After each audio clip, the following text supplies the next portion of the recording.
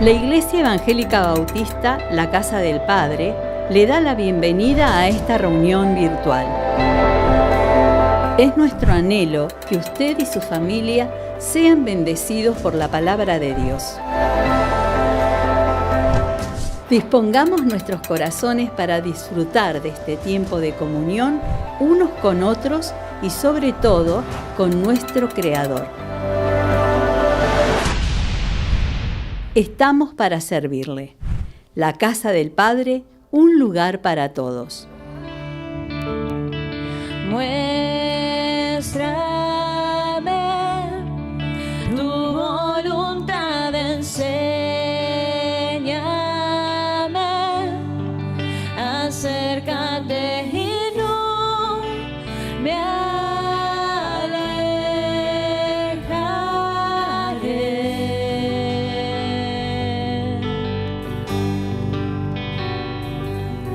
No temeré, en la prueba cantaré, aún en la oscuridad te alabaré.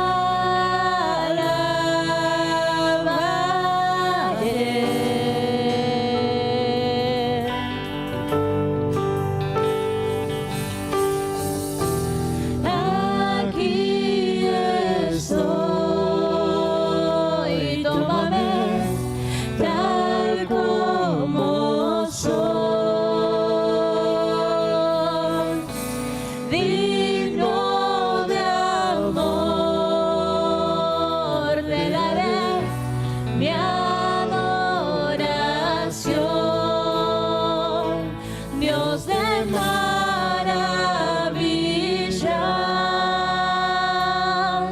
Dios de poder y autoridad.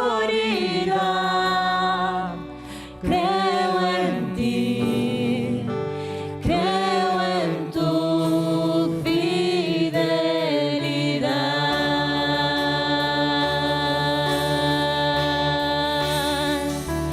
Dios de maravillas,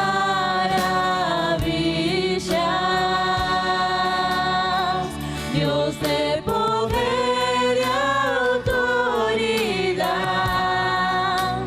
Creo en ti, creo en tu fidelidad.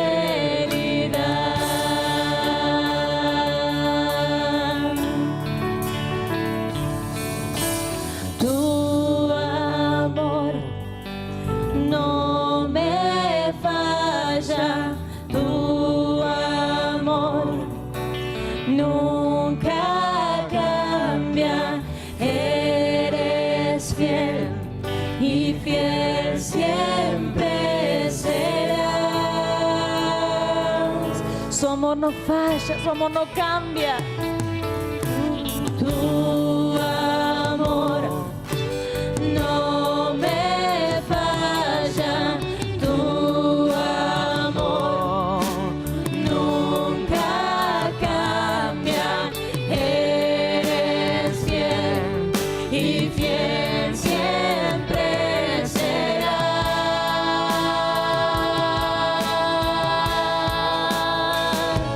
Dios de maravillas,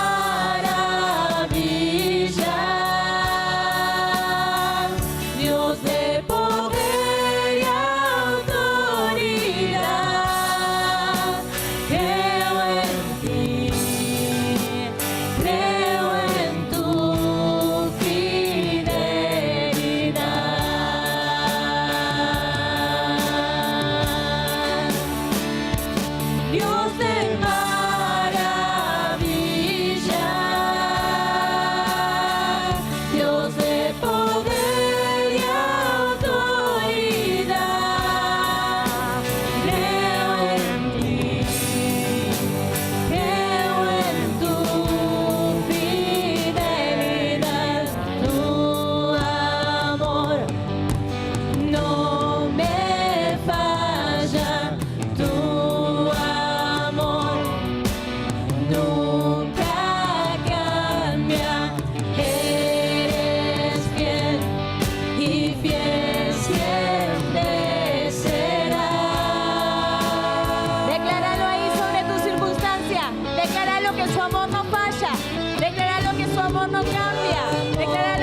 amor es el mismo ayer, hoy y por los siglos. Dios te ama, Él te abraza y su amor no cambia. Nunca cambia. Eres fiel y fiel siempre serás.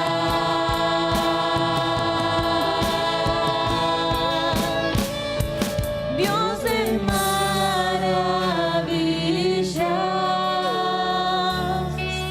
Dios de poder y autoridad.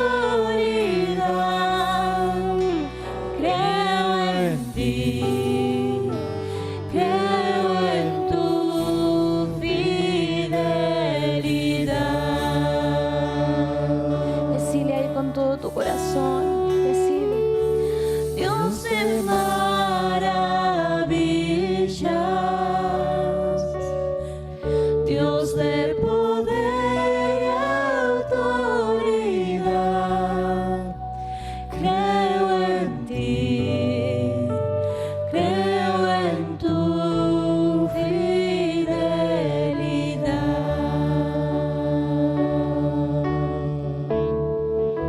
¿Qué tal? ¿Cómo está? Estamos en otra reunión virtual, contentos de tener este medio por el cual llegar a usted y poder comunicarnos y comunicar la palabra de Dios.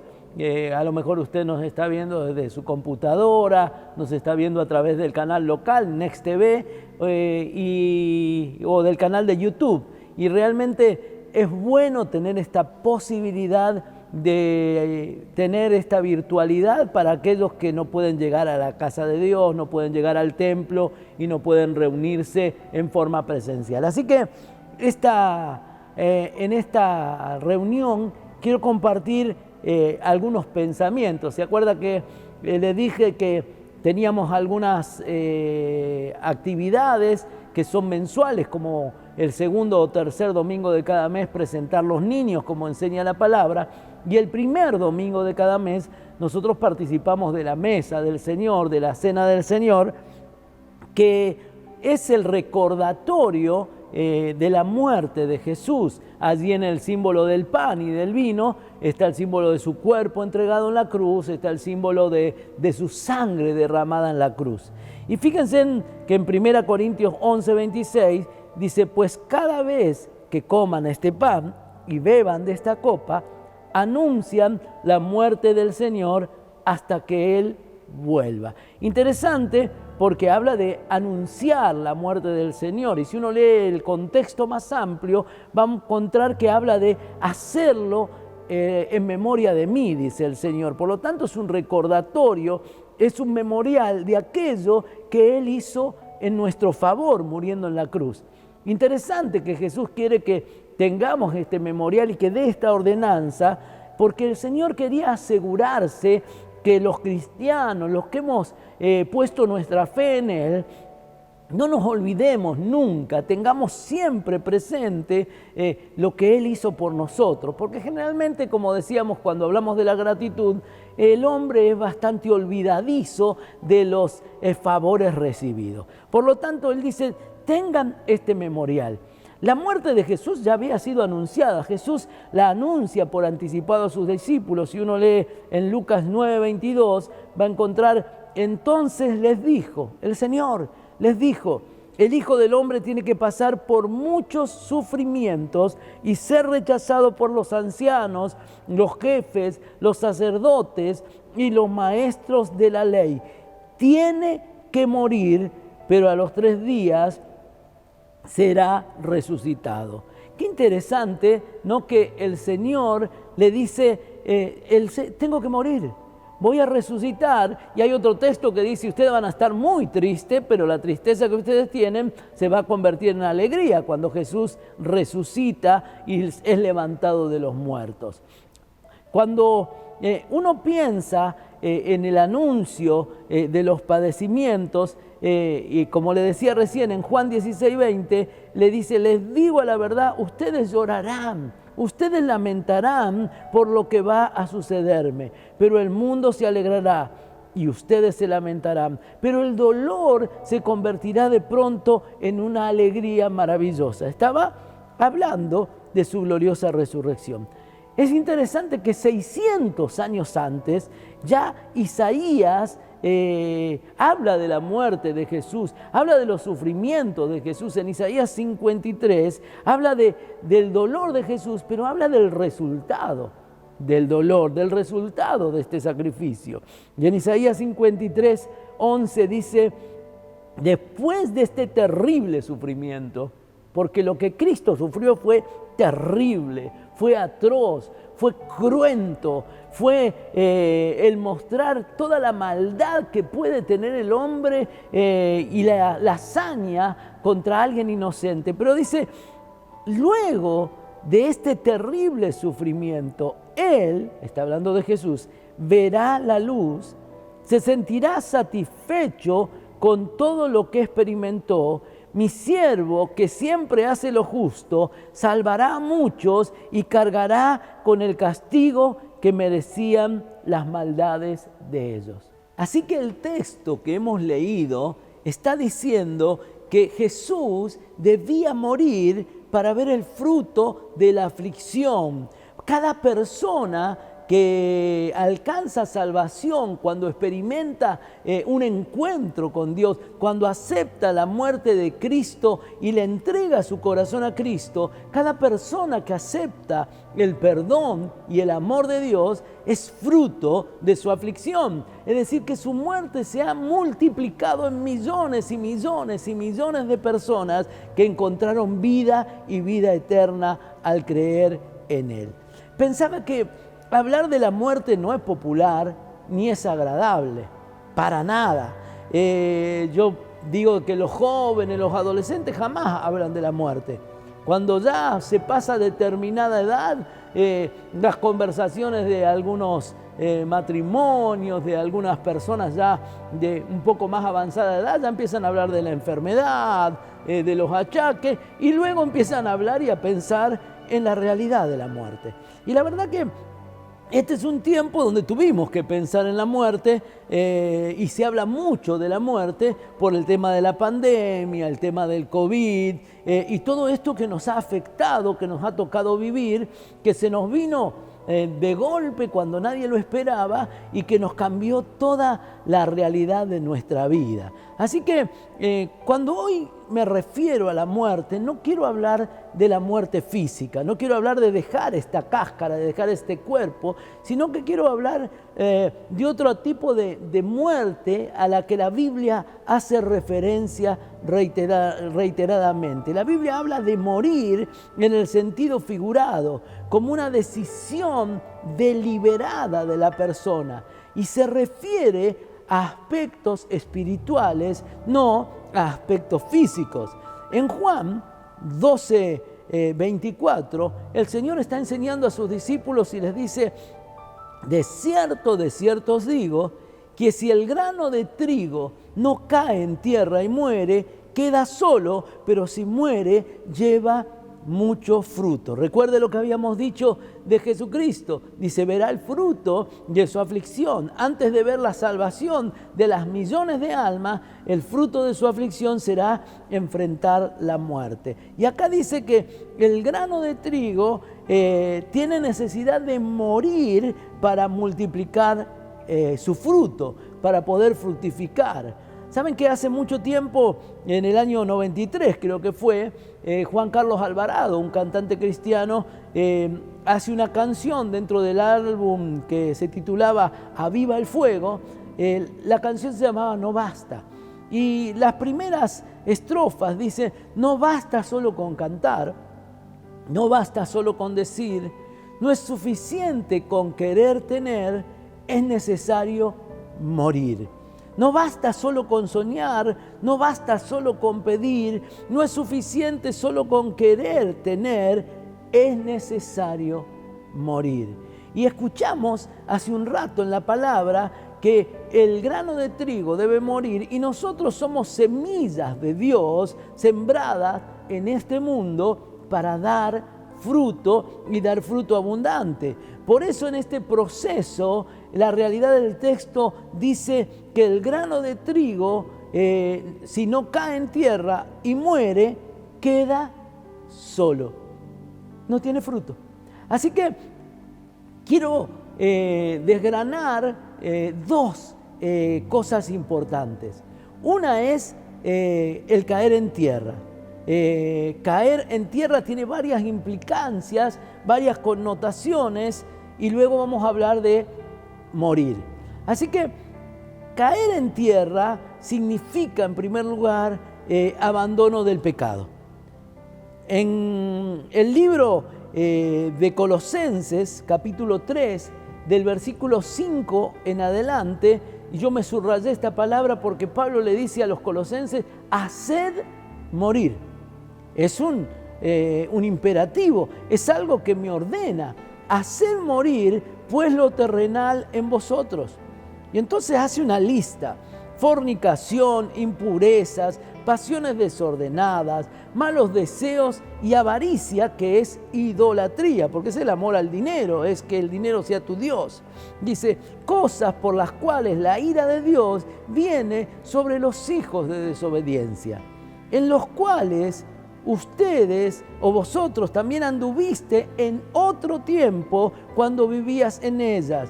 Pero ahora dice, dejad también vosotros. Otra orden. Primero dice, haced morir, y ahora una actitud de dejar cosas. Dejad también vosotros todas estas cosas: ira, enojo, malicia, blasfemia, palabras deshonestas de vuestra boca. No mintáis los unos a los otros. Y ahora dice, habiéndoos despojado del viejo hombre con sus hechos, y revestidos del nuevo, el cual es conforme a la imagen de aquel que le creó, y se va renovando hasta el conocimiento pleno. El texto habla de una operación espiritual muy interesante que consiste en dejar de lado las cosas malas, aquellas cosas que no solo me afectan a mí, sino que afectan al prójimo, afectan mi entorno. Dice, háganlas morir. Quítenlas de su vida, sáquenlas de su vida, déjenlas, ¿no? Dejad también vosotros. Y entonces hace esta lista de cosas que son nocivas, ¿no? Y habla de esta operación espiritual de sacar lo malo y reemplazarlo por cosas buenas. Por eso luego habla de despójense del viejo hombre y vístanse del nuevo hombre. Alguien lo ilustró como un cambio de ropas. Es como sacarse la ropa sucia y vestirse de nuevas ropas limpias. Así que es un acto deliberado de la voluntad que me lleva a un cambio de vida y a buscar vivir a la manera de Dios. Así que esto de caer en tierra implica, en primer lugar, dejar aquellas cosas que a Dios no le agradan y revestirnos de un nuevo hombre, de una nueva forma de vida, de nuevos hábitos de vida. Y en segundo lugar, implica humillarse. Caer es como postrarse, implica humillarse. Y humillarse es dejar totalmente de lado el orgullo. Mire, cuando uno lee allí en Juan capítulo 13, uno va a ver un relato muy rico en el versículo 3 al 7 y vamos a leer el 15. Sabiendo Jesús que el Padre le había dado todas las cosas en las manos y que había salido de Dios y iba a Dios, se levantó de la cena y se quitó su manto y tomando una toalla se ciñó y luego puso agua en un lebrillo, una palangana, y comenzó a lavar los pies de los discípulos y a enjugarlos con la toalla con la que se había ceñido. Entonces vino Simón Pedro y Pedro le dijo, Señor, ¿tú me lavas los pies? Respondiendo Jesús le dijo, lo que yo hago tú no lo comprendes ahora, mas lo entenderás o lo comprenderás después. Y el verso 15 dice, porque ejemplo os he dado para que como yo he hecho, también vosotros hagáis. Así que en el mundo que vivimos, ser humilde parecería ser un símbolo de debilidad, ¿no? Pero en el reino de Dios, ser humilde es sencillamente fortaleza espiritual porque es imitación de Cristo. En Mateo 11:29, el Señor le dice a los discípulos, llevad mi yugo sobre vosotros y aprended de mí, que soy manso y humildes de corazón, y hallaréis descanso para vuestras almas. Usted sabe que vivimos en un tiempo donde parece que el más arrogante, el que alza más la voz, es superior a los demás. Sin embargo, el reino de Dios es el reino del revés. Es el reino del revés. Por eso es que hoy este mundo a lo bueno le dice malo y a lo malo le dice bueno. Porque está andando al revés, al contrario de lo que Dios ha enseñado. Cuando uno veía la ley antigua, estaba la ley del ojo por ojo y diente por diente. Si alguien te sacó un ojo, vos sacale el ojo a él. Si te bajó un diente, vos bajale el diente a él. Sin embargo, llega Jesús y dice, si alguien te pega en una mejilla, ponele la otra. Y si alguien dice, te quiere llevar la túnica, dale también la capa. Jesús viene a traer una lógica totalmente distinta, basada en una vida de humildad, en una vida de empatía hacia los demás y a veces hasta de renunciamiento. Porque dice, en Mateo 23:12 dice, porque el que se crea más que los demás será humillado, y el que se humille será hecho importante. ¿Vio el reino del revés? El que se crea más que los demás será humillado, pero el que se humilla, el que tiene un concepto claro de sí mismo y respeta a los demás, dice que éste será exaltado. Y el sabio Salomón, el rey Salomón, con una gran maestría, escribe en sus proverbios, en Proverbios 16:18, antes del quebrantamiento es la soberbia y antes de la caída la altivez de espíritu. Mire, siempre uno puede ver que cuanto más alto se llega en el orgullo y la persona es más agrandada y la persona más creída y que aún desprecia a los demás, cuanto más alto llega, a veces más estrepitosa es la caída. Hay un montón de chistes sobre los argentinos que dice que los argentinos, si se caen de su propio orgullo, se matarían sin remedio. No hay posibilidad de salvación de tan orgullosos y tan agrandados que solemos ser, ¿no? Somos los mejores del mundo en todo, sin embargo, nos va en muchas cosas muy, muy mal.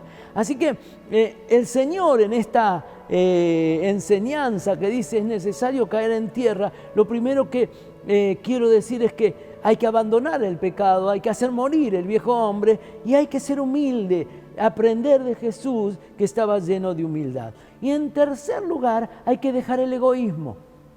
En Filipenses 2, del 3 al 5, el apóstol Pablo escribe algo tan interesante: nada hagas por contienda o por vanagloria.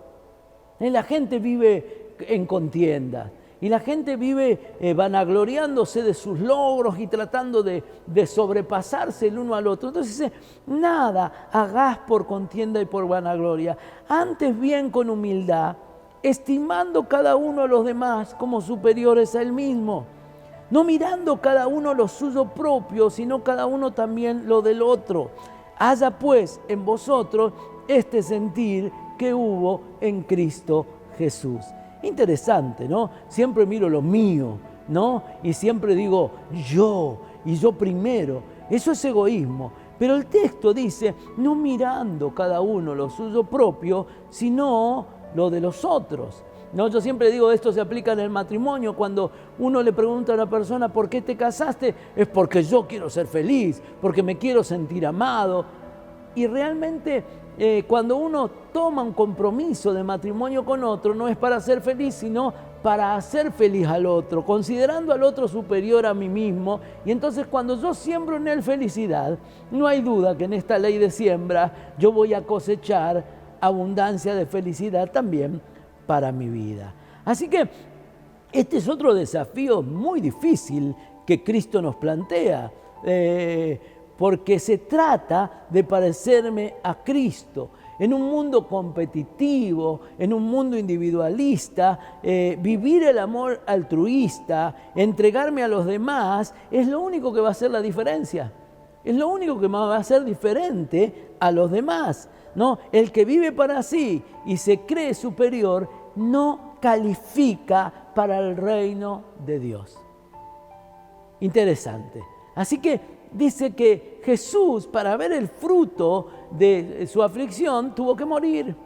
Y nosotros muchas veces debemos aprender a caer en tierra como el grano de trigo, a empezar un proceso en manos de Dios, y la segunda palabra es morir, porque el morir se trata de un proceso interior y de un proceso espiritual. Cualquier semilla tiene que morir para producir una nueva planta. Nosotros cuando éramos chicos nos hacían experimentar. En botánica teníamos que hacer el germinador, ¿no? Y ahí veíamos cómo esa semilla empezaba a entrar casi en putrefacción, se abría, salía la raíz, después el tallo y después sobresalía del frasquito y ese secante que le poníamos para guardar la humedad y ver todo ese proceso. Yo no sé si se seguirán haciendo esas cosas hoy en día en la escuela, pero yo ahora, mire que tengo buena memoria, porque hace tanto que yo estuve en la escuela y hice esas cosas. Pero la verdad, la semilla primero tiene que morir para producir una nueva planta. Que tiene que romperse, tiene que rajar, tiene que desaparecer, tiene que fundirse en la tierra y sale la nueva planta. La semilla en la tierra es como que se corrompe, no se ve y parece que se acaba todo. Pero hay una maravillosa vida nueva que brota de la semilla muerta. Entonces, en Marcos 4, 26 al 28, Jesús está enseñando y decía además, así es el reino de Dios.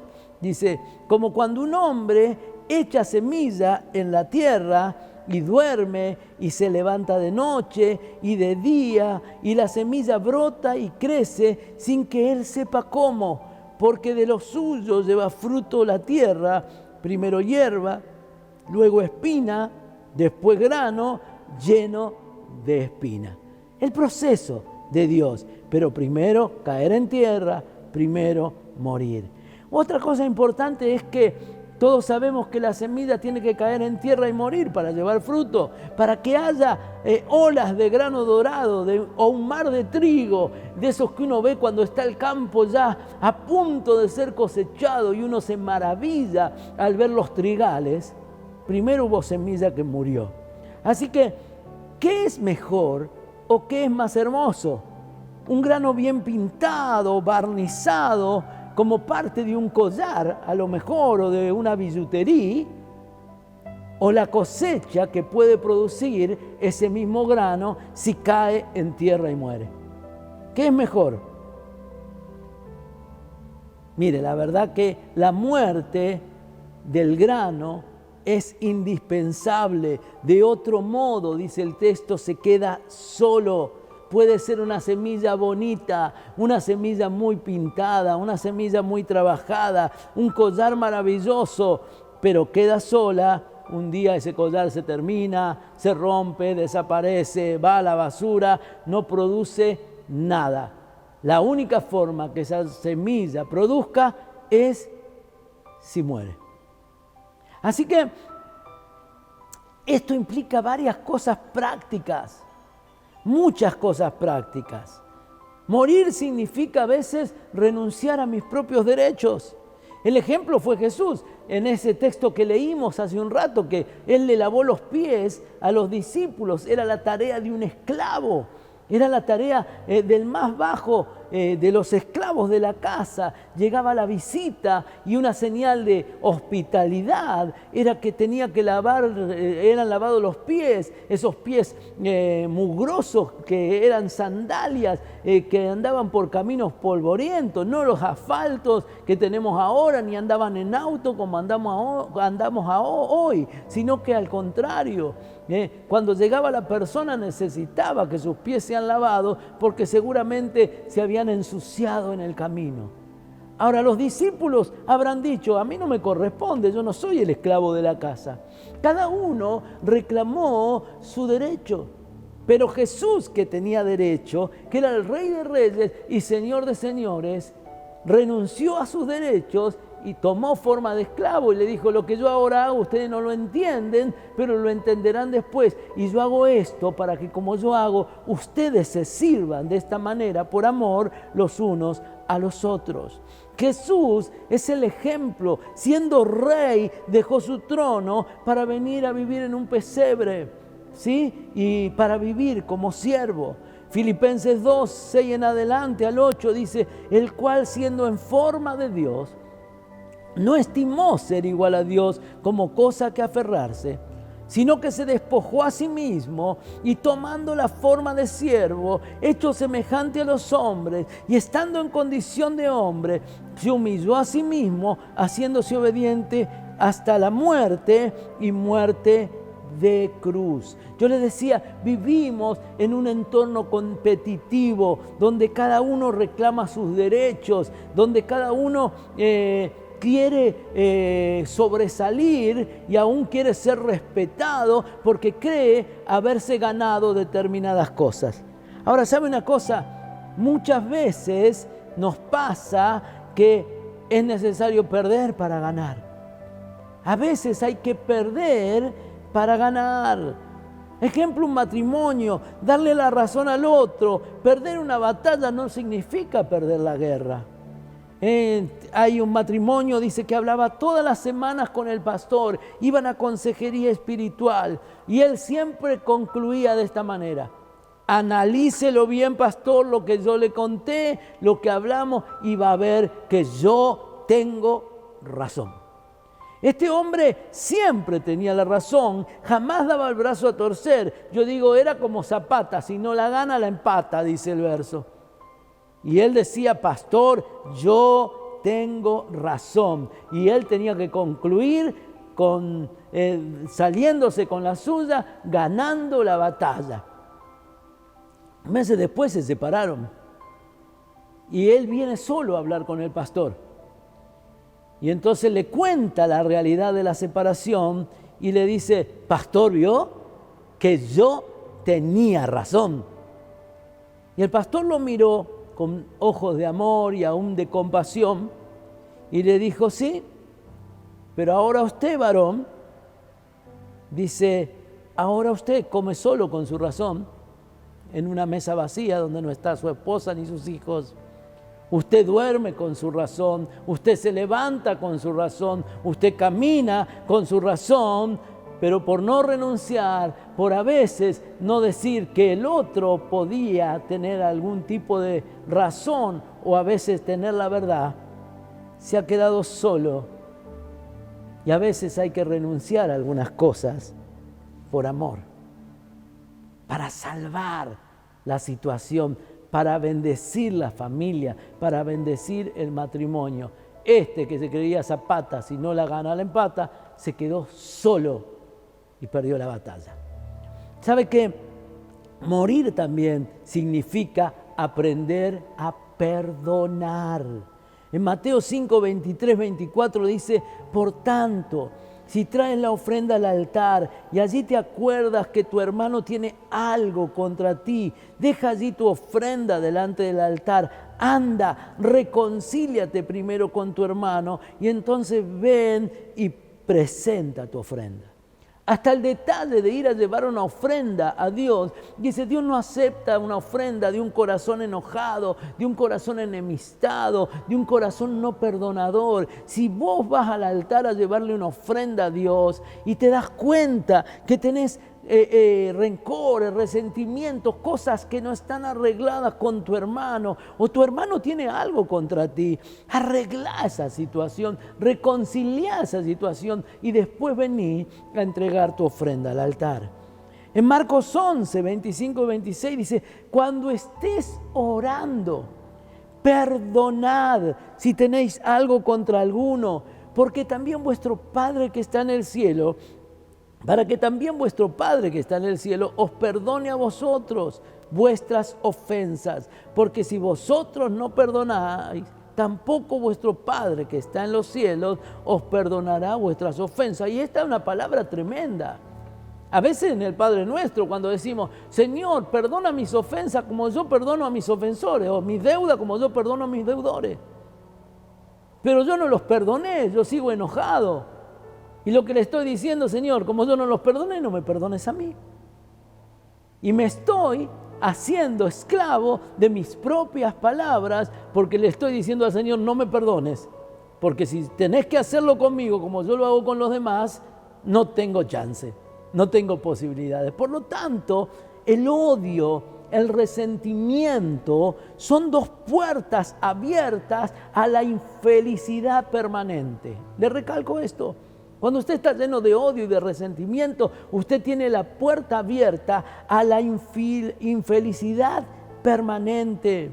No se puede avanzar llevando una mochila llena de enojo, de rencor, de dolor por cosas viejas.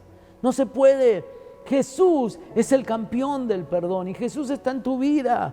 Jesús está en la cruz, a Jesús lo han escupido, a Jesús le han dado con el látigo, a Jesús lo han despreciado sus amigos, a Jesús lo han traicionado los cercanos, a Jesús lo han dejado solo.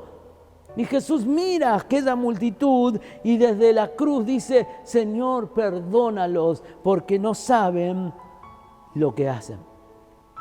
Le aseguro que perdonar es liberador. Suéltelo de su corazón.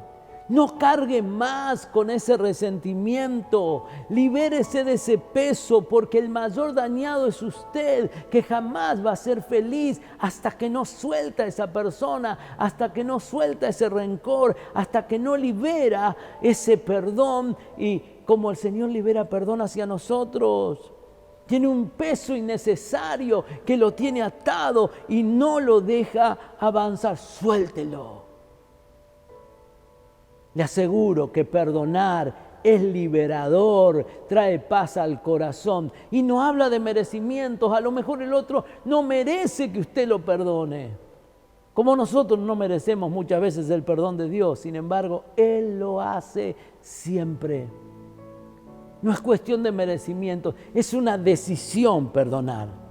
Yo te perdono, te suelto, te bendigo y oro para que puedas tener un encuentro con Dios y un día te puedas dar cuenta del dolor que trajiste a mi corazón.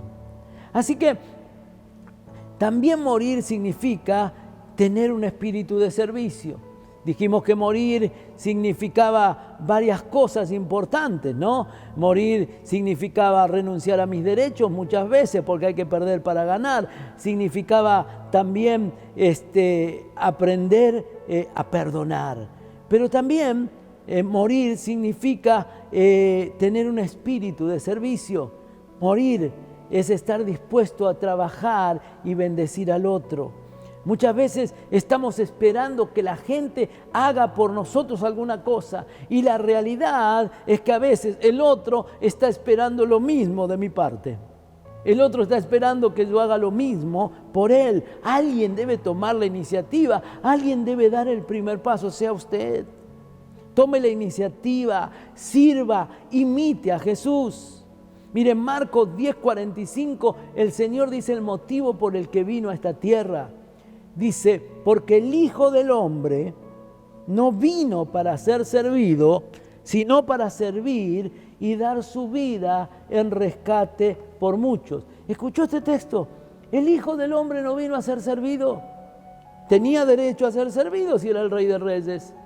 Tenía derecho a exigir que lo sirvan si era el Señor de señores. Si en Él fueron creadas todas las cosas que vemos. El Hijo del Hombre no exigió ser servido, sino que dijo que vino a servir y a dar su vida en rescate de muchos. En Romanos 12:11 el apóstol Pablo le escribe a la iglesia y le dice, en lo que requiere diligencia, no perezosos, fervientes en espíritu y sirviendo al Señor. Interesante. El apóstol Pablo dice, tenés que servir. Serví a tu cónyuge, serví a tus hijos. Hace tu trabajo en la fábrica o en el taller o en el negocio o en el lugar donde te toque. Hacelo con diligencia, hacelo bien.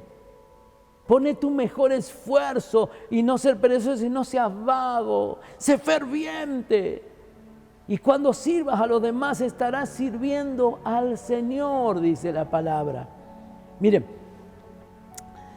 es interesante que Jesús dice, cuando sirvas a alguien, estás sirviendo al mismo Cristo. Y cuando uno lee las enseñanzas de Jesús, allí cuando habla de la segunda venida y del juicio de las naciones, hay un texto muy interesante en Mateo capítulo 25, del verso 35 en adelante. Jesús le dice, porque tuve hambre me diste de comer, tuve sed y me diste de beber, fui forastero y me recogiste, estuve desnudo me cubriste, enfermo me visitaste, en la cárcel viniste a mí. Entonces los justos le responderán diciendo, Señor, ¿cuándo te vimos hambriento y te sustentamos? ¿O sediento y te dimos de beber? Señor, ¿cuándo te vimos forastero y te recogimos? ¿O desnudo y te cubrimos? ¿O cuándo te vimos enfermo o en la cárcel y vinimos a ti? Respondiendo, dice la palabra, el rey les dirá, de cierto os digo, que cuando lo hiciste con uno de estos mis hermanos más pequeños, a mí lo hiciste. Un solo vaso de agua que das a un necesitado, el Señor lo tiene en cuenta y dice, a mí lo hiciste. Cuando socorriste a un enfermo, a mí lo hiciste. Cuando visitaste a un preso, a mí lo hiciste, dice el Señor. Cuando le diste de comer o un plato de comida a alguien que lo necesitaba, a mí lo hiciste.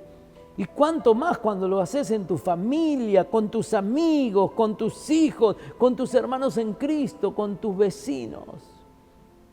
También morir es tener un espíritu de servicio e imitar a Cristo. No vino para ser servido, sino para servir a los demás.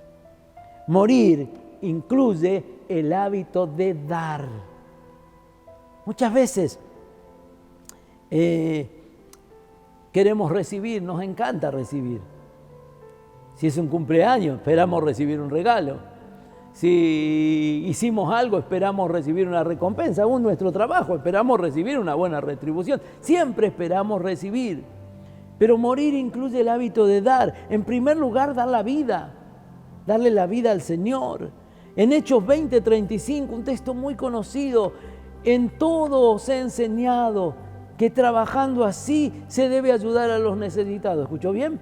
Se debe ayudar a los necesitados y recordar las palabras del Señor Jesús que dijo, más bienaventurado es dar que recibir. Mire, es interesante. Algunos dicen, no, yo no doy porque yo me lo gané, porque yo puse todo el esfuerzo. Mira, si tenés salud, si tenés inteligencia, si te lo pudiste ganar, se lo debes a Dios, que te dio la vida, la salud, la inteligencia, las ganas de hacerlo, y todo eso lo debemos a nuestro Creador. Pero aparte, es interesante que si uno pide, habla de dos posibilidades. O soy un menesteroso necesitado o soy un vivo aprovechado, que quiero vivir de arriba. Y dar también habla de dos posibilidades. O que soy una persona muy generosa y además que soy una persona, si tengo para dar, que soy prosperada por Dios. Mire lo que dice en Deuteronomio 28, 12 y 13. El Señor te abrirá su riqueza, el cielo, para enviarle lluvia a tu tierra en el momento preciso. Bendecirá todo lo que hagas. Tendrás dinero para prestarle a muchas naciones, pero tú no pedirás prestado. El Señor te hará ir a la cabeza y no al final. Siempre estarás en la cima y no en el fondo. Y esto sucederá si tú escuchas los mandamientos que el Señor tu Dios te manda hoy y los obedeces cuidadosamente. Es muy interesante poder observar que la prosperidad, la bendición está atada a la obediencia a la palabra de Dios. En esta versión, Palabra de Dios para Todos, dice, todo esto te sucederá en la vida, todas estas bendiciones te vendrán a tu vida, si vos sos quien escucha hoy los mandamientos que el Señor te da, dice, y los obedeces cuidadosamente. ¿Por qué piensa que Argentina siempre tiene que pedir, siempre debe pedir prestado? ¿Por qué estamos atados al fondo internacional? ¿Por qué estamos en el fondo y no a la cabeza? ¿Por qué siempre cola? Sencillamente, porque tosudamente Argentina le da la espalda a Dios y a su palabra.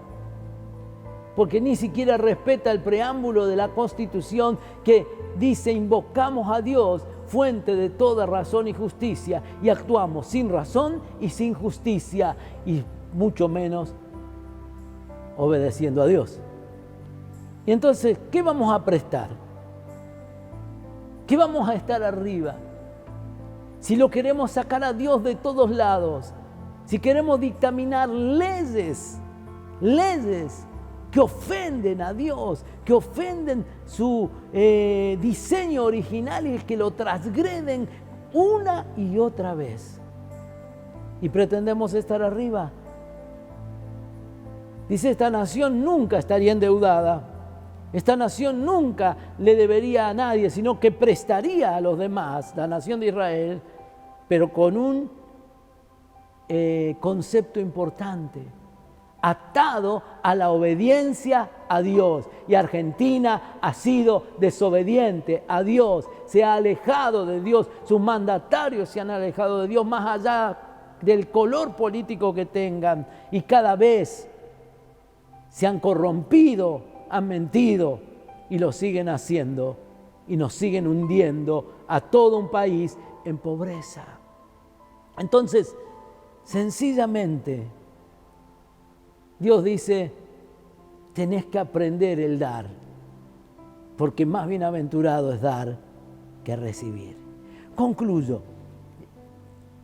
En esta vida yo elijo si me multiplico o soy una semilla de adorno.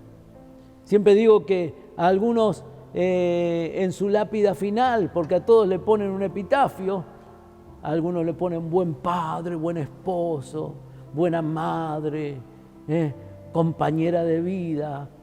Algunos, si tuvieran que ponerle por lo que vivió, nació, vivió, murió, eso fue todo. Porque fueron una semilla de un collar. No aprendieron a morir y a dar fruto y bendecir a los demás. Y la verdad, ese es el todo de la vida del hombre. Si el grano de trigo no cae en tierra y muere, no puede dar fruto. Debo tener clara la decisión. Tengo que aprender a morir para vivir. Como Jesús, que dice: vio el fruto de su aflicción. No hay recompensa sin esfuerzo, sin sacrificio. Lo que viene de arriba, sin esfuerzo, sin sacrificio y a veces hasta sin dolor, no se valora y dura poco. Necesito aprender a morir para poder vivir a la manera de Dios. En esta vida tengo que servir, porque en esta vida el que no sirve, no sirve. ¿Escuchó? El que no sirve a los demás, no sirve.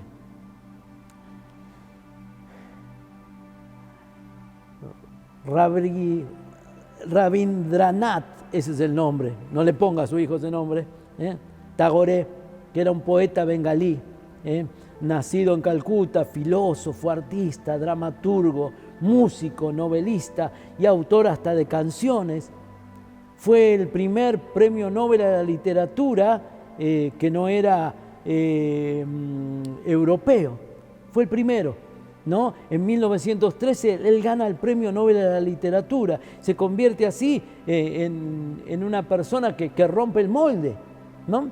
Y dentro de sus escritos y de sus frases, una que me resultó tan interesante, dice que él decía: yo dormía y soñé que la vida era alegría. Usted la habrá escuchado más de una vez. Me desperté y vi que la vida era servicio. Serví y comprendí que el servicio era alegría. La verdad que me gustó mucho lo que escribe este autor.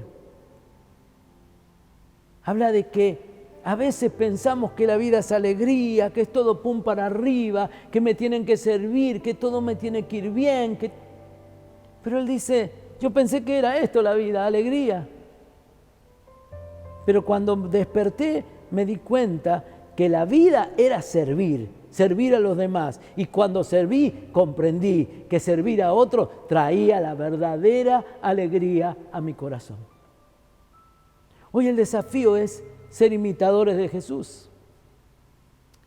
Morir para poder multiplicarnos en fruto de almas que recobran la esperanza, personas que ponen su fe en Dios y son transformadas por lo que yo, como persona y como cristiano, he podido servir en ellos, invirtiendo mi tiempo, invirtiendo mi esfuerzo, invirtiendo mis dones, invirtiendo mi talento, no solamente para superarme yo en lo personal, para tener un nombre en lo terrenal, sino para bendecir a otros y dejar huella en el corazón de otras personas. Vuelvo al texto del principio. Y en el principio dice el Señor enseñando a sus discípulos, si el grano de trigo no cae en tierra y muere, queda solo. Que sea tiempo de cosecha, que no quedemos solos, que nos multipliquemos, que seamos transformados y seamos transformadores de realidades, imitando a Jesucristo. Déjeme orar. Señor, te doy gracias porque Jesús es nuestro ejemplo máximo en todo. Jesús, siendo rey, se hizo niño, viviendo en un palacio, vino a un pesebre. Siendo el autor de la vida, entregó su vida para darnos vida a nosotros. Jesús, siendo el rey, se hizo esclavo y lavó pies. Y Jesús proclamó a viva voz, no he venido a ser servido. No quiero estar en una vida cómoda donde todos me sirvan, sino que he venido a servir y a dar mi vida en favor de otros. Jesús nos desafía y nos dice, aprendan de mí que soy manso y humilde. Señor, muchas veces queremos ser cabeza, no queremos ser cola. Muchas veces queremos estar arriba, Señor, y no abajo. Muchas veces queremos reconocimiento, pero seguimos, Señor, hundidos. Siendo los que deberíamos prestar, seguimos pidiendo prestado. Siendo los que debemos enriquecer, somos los que estamos endeudados. Y Señor, en esta reunión virtual, queremos pedirte que nos ayudes a cumplir la parte que tú nos pides. Y tú dices, todas estas cosas vendrán, toda esta bendición vendrá si escuchas la palabra. Y si pones por obra mi enseñanza, obedeces mi palabra hoy. Y hoy es tiempo de obedecerte. Señor, gracias, porque tú moriste primero para ver el fruto de tu aflicción y resucitaste y lograste que nuestras lágrimas se conviertan en alegría y transformaste nuestro vacío en llenura y nuestras iras en perdón. Y allí donde no había paz, tú trajiste sosiego y esa paz que el mundo no puede entender. Señor, ayúdanos a vivir a tu manera. Ayúdanos a ser imitadores de Cristo. Y Señor, tú nos pides allí, aún cuando está la cena del Señor, que recordemos, que traigamos a la memoria lo que tú hiciste por nosotros, que no lo olvidemos y que caminemos la vida con un corazón agradecido y que esta gratitud la mostremos sirviendo al prójimo. Porque un día vendrás y tú dirás, me diste de comer, me diste de beber, me abrazaste, me escuchaste, me consolaste. Estuviste al lado mío en silencio cuando yo estaba quebrantado. Y a lo mejor diremos cuándo, y tú nos dirás cuando lo hiciste con uno de esos pequeños, cuando lo hiciste con tu esposa, con tu esposo, con tus hijos, con tu vecino, con tu compañero de trabajo. Me lo hiciste a mí, porque servir al prójimo es servirte a ti. Danos este espíritu de servicio y que podamos, Señor, bendecir de esta manera a los que nos rodean, y nuestra nación, nuestra provincia y nuestra ciudad sea bendecida a través de nuestra vida. Te lo pedimos en el nombre de Jesús. Amén y amén.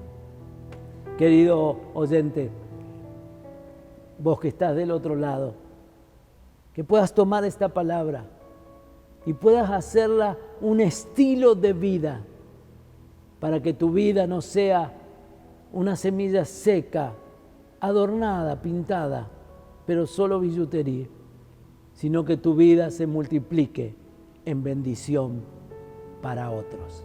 Que Dios te bendiga y hasta el próximo encuentro.